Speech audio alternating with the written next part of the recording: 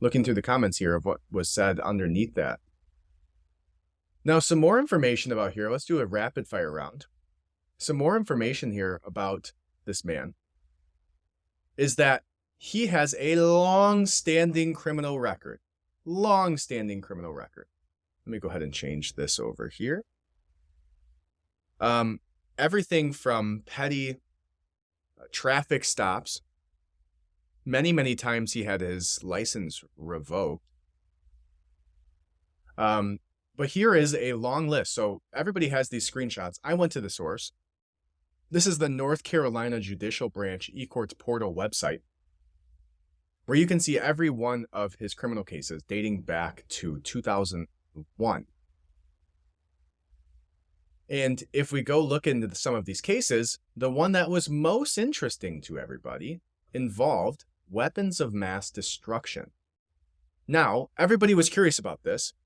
You couldn't seem to find any information about this.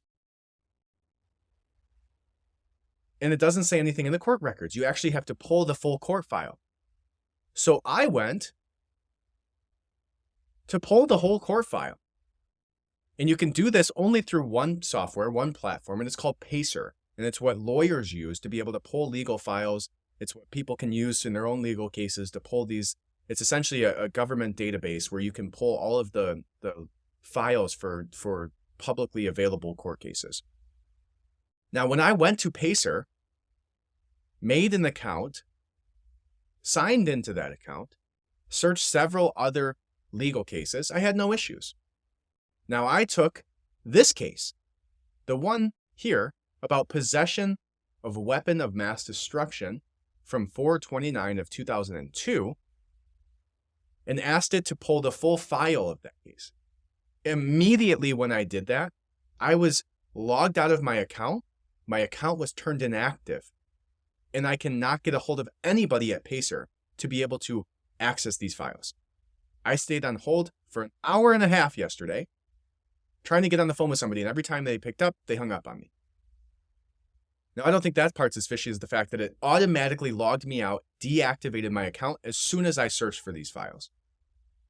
There's absolutely a cover-up happening. And I might be, I commend you. I don't commend you. I ask you. I highly encourage you to go to PACER website, which is pacer.psc.uscourts.gov. Right? pacer.psc.uscourts.gov. And you can go here and search for a case. Create an account, and I'll even show you that my account won't work. But you can create an account and search a specific court case. Now, the court case that you're going to look up is going to be Ryan Routh versus the state of North Carolina.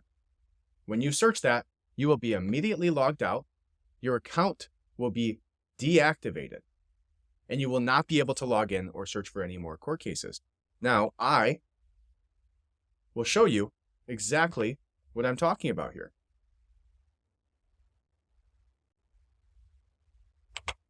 So if I go to log into PACER, again, the only governmental database where you can access these types of documents, I was going to pull the full court file because nobody was finding information out about this man's case.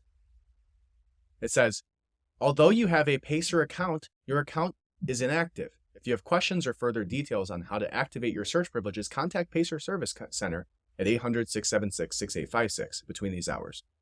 You may continue to log in and perform other activities, e-file, request filing privileges, but you will not have PACER search privileges. Now, when I continue, it won't even let me log in. There's currently an issue with your PACER account. For additional information, contact the PACER Service Center at 800-676-6856. It won't even let me log in.